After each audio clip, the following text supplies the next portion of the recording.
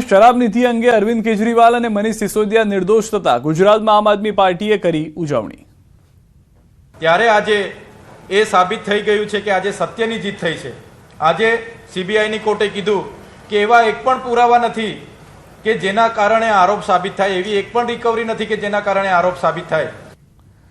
અમદાવાદની વધુ એક શાળાએ કહ્યું કે એફઆરસીના નિયમોનું ઉલ્લંઘન। અમદાવાદની સેન્ટ ઝેવિયર સ્કૂલને ડીઈઓની નોટિસ, વાલીઓને ફી પરત ન કરતા ફટકારે નોટિસ। એફઆરસીના નિયમનું ઉલ્લંઘન થતા ડીઈઓએ માંગ્યો ખુલાસો।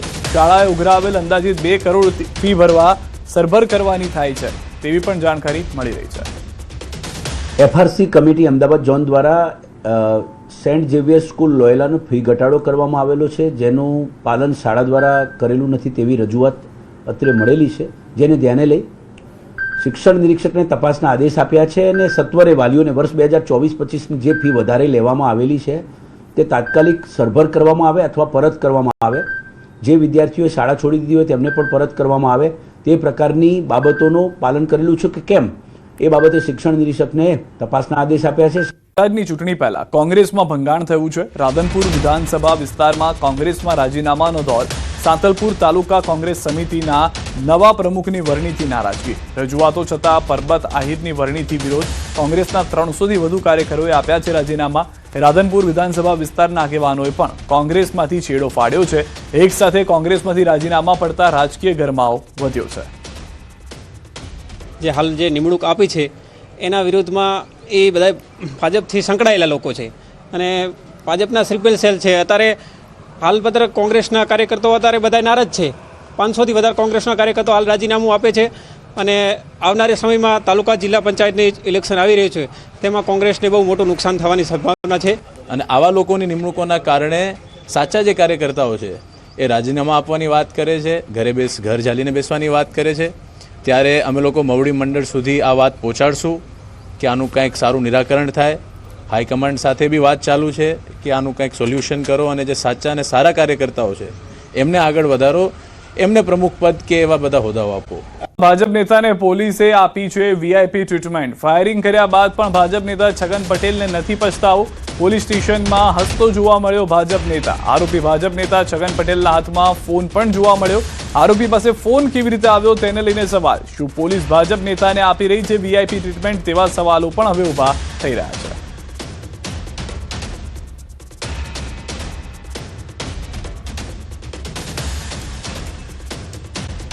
ટ્રાફિક પોલીસ ફરી આવી છે વિવાદમાં। ટોઈંગ વાનની મહિલા કોન્સ્ટેબલનો વિડીયો વાયરલ થયો છે। અયોધ્યા ચોક પાસે કોન્સ્ટેબલ અને મહિલા વચ્ચે મેમો બાબતે બબાલ થઈ છે। વાહન ચાલક મહિલાએ વિડીયો ઉતારતા કોન્સ્ટેબલે મોબાઈલ ખેંચવાનો કર્યો પ્રયાસ। સમગ્ર ઘટનાનો વિડીયો સોશિયલ મીડિયામાં થયો વાયરલ। મહત્વનું છે કે રાજકોટમાં સ્થાનિકો સાથે ટ્રાફિક ટોઈંગ વાનના મહિલા પોલીસ કર્મચારીઓ અવારનવાર વિવાદમાં આવે છે। ઉચ્ચ અધિકારીઓને બધો જ ખ્યાલ હોવા છતાં આંખ આડા કાન કરી મહિલા કોન્સ્ટેબલનો બચાવ કરી રહ્યા હોવાનો આક્ષેપ છે।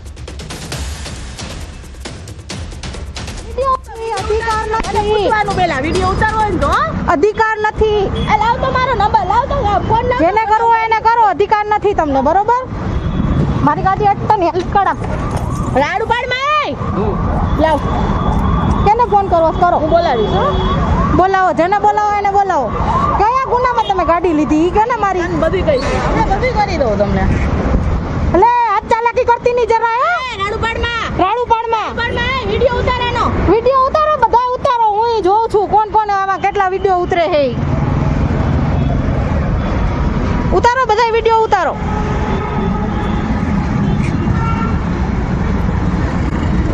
રામોલ વિસ્તારમાં નકલી પોલીસ બની છે। છેતરપિંડી કરનાર ગઠિયો ઝડપાયો છે। પરેશ ચૌહાણ નામના આરોપીએ પોતે ક્રાઇમ બ્રાન્ચમાં ફરજ બજાવતો પોલીસ કર્મચારી હોવાની ઓળખ આપી એક મહિલાથી 6 લાખ રૂપિયા પડાવ્યા હતા। મહિલાના પતિ મહારાષ્ટ્રની જેલમાં બંધ હોવાથી જામીન કરાવી આપવાની લાલચ આપી રૂપિયા લીધા હતા। મહિલાને શંકા જતા સમગ્ર મામલે રામોલ પોલીસમાં ફરિયાદ નોંધવામાં આવી હતી। સીસીટીવીના આધારે તપાસ કરતા આરોપી પોલીસમાં ન હોવાની હકીકત સામે આવી। પોલીસે ગુનો દાખલ કરી આરોપીની ધરપકડ કરી છે। પોલીસ તપાસમાં આરોપી વિરુદ્ધમાં અગાઉ પણ નડિયાદમાં નકલી પોલીસનો ગુનો નોંધાઈ ચૂક્યો છે। જોકે તેણે અત્યાર સુધીમાં પોલીસ કર્મચારીની ઓળખ આપીને કેટલા લોકો પાસેથી છેતરપિંડી કરી છે અને કયા કયા કારણોસર રૂપિયા પડાવ્યા છે તે અંગે વધુ તપાસ શરૂ કરી છે। આરોપી મહેમદાબાદનો છે, ખેડા જિલ્લામાં રહે છે। એ પોતે આવી રીતના લોકો જોડે જ્યારે પણ ફોનમાં વાત કરતો ત્યારે એવું જ કહેતો હતો કે હું ક્રાઇમ બ્રાન્ચમાં નોકરી કરું છું અને એ રીતના જ વાત કરતો હતો. ઘણી જગ્યાએ પોતે સિવિલ કપડામાં બી જતો હતો ને ઘણી જગ્યાએ પોતે આવી રીતના યુનિફોર્મ ધારણ કરીને બી પોતાની આઈડેન્ટિટી આપતો હતો. જે અરજદાર હતા, અરજદારના જે હસબન્ડ છે એ હાલ મહારાષ્ટ્રમાં જ છે અને હાલમાં એ પોતે જેલમાં જ છે. એ કયા ગુના બાબતે જે શું છે એની અમે તપાસ કરીને એની ત્યાંની ફરિયાદની કોપીને બધી વિગતો મેળવીશું. નકલી બીએડ કોલેજનો પર્દાફાશ. એનસીટીઈની મંજૂરી વગર ધમધમતી હતી બીએડ કોલેજ. ઉનાના ભાચા ગામની વનિતાબેન બચુભાઈ નાંદોળા બીએડ કોલેજનો ભાંડાફોડ. એનસીટીઈની મંજૂરી હોવાનું બતાવી 2 વર્ષથી કોલેજ ધમધમતી હતી. એનસીટીઈના નામે બોગસ મંજૂરી પત્ર બનાવી ઉચ્ચ શિક્ષણ વિભાગ અને નરસિંહ મહેતા યુનિવર્સિટીને મોકલ્યા હતા. આ દસ્તાવેજોના આધારે યુનિવર્સિટીએ વિદ્યાર્થીઓ ફાળવ્યા અને પરીક્ષા પણ લેવામાં આવી. હવે આ ડિગ્રી માન્ય રહેશે કે નહીં તે અંગે પણ મોટો પ્રશ્ન ઊભો થયો છે. આરટીઆઈના જવાબમાં એનસીટીઈએ મંજૂરી ન આપી હોવાનો ખુલાસો થયો છે. નરસિંહ મહેતા યુનિવર્સિટીના કુલપતિએ કોલેજનો કર્યો બચાવ. કહ્યું નકલી કે બોગસ કોલેજ કહેવું હાલ યોગ્ય નહીં. એટલે આ કોઈ નકલી કોલેજ છે કે કોઈ કૌભાંડ છે કે એવું કંઈ છે નહીં. આ ફક્ત એનું એનસીટીએ જોડાણ જે વર્ષનું આપે છે એ આપવામાં નથી આવ્યું એટલે અમે એનું જોડાણ 1 વર્ષ માટે રદ કરવા એમ આવતે વર્ષે નહીં આવે તો આવતા વખતે રદ થશે. શેડિયાઓએ તો હદ કરી દીધી છે. દૂધની બનાવટો બાદ હવે તો લોટ પણ બનાવટી. સુરતના ઘઉંના લોટમાં ભેળસેળ હોવાનો ખુલાસો થયો છે. ઘઉંના લોટના લેવાયેલા નમૂનાઓ ટેસ્ટિંગમાં ફેલ થઈ ગયા છે. પાંડેસરાની શિવશક્તિ ફૂડ્સમાંથી લેવાયેલ ઘઉંના લોટનો નમૂનો સબ સ્ટાન્ડર્ડ જાહેર કરવામાં આવ્યો છે. પાલિકાના આરોગ્ય વિભાગ અને ફૂડ વિભાગે કાર્યવાહી હાથ ધરી છે. આ સાથે 4 ડેરીના દૂધમાં ફેટ ઓછું જોવા મળ્યું છે.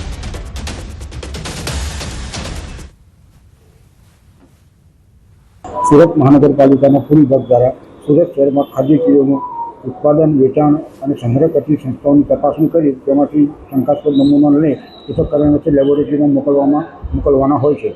ગત અગાઉના સમયમાં જે નમૂનાઓ લેવામાં આવે તેમાંથી કુલ 6 નમૂના સબ સ્ટાન્ડર્ડ જાહેર થાય છે. શેડિયાઓએ તો હદ કરી દીધી છે. દૂધની બનાવટો બાદ હવે તો લોટ પણ બનાવટી. સુરતના ઘઉંના લોટમાં ભેળસેળ હોવાનો ખુલાસો થયો છે. ઘઉંના લોટના લેવાયેલા નમૂનાઓ ટેસ્ટિંગમાં ફેલ થઈ ગયા છે. પાંડેસરાની શિવશક્તિ ફૂડ્સમાંથી લેવાયેલ ઘઉંના લોટનો નમૂનો સબ સ્ટાન્ડર્ડ જાહેર કરવામાં આવ્યો છે. પાલિકાના આરોગ્ય વિભાગ અને ફૂડ વિભાગે કાર્યવાહી હાથ ધરી છે. આ સાથે 4 ડેરીના દૂધમાં ફેટ ઓછું જોવા મળ્યું છે.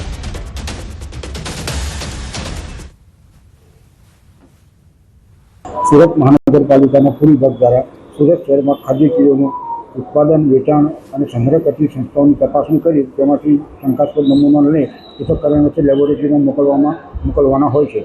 ગત અગાઉના સમયમાં જે નમૂનાઓ લેવામાં આવે તેમાંથી કુલ 6 નમૂના સબ સ્ટાન્ડર્ડ જાહેર થાય છે.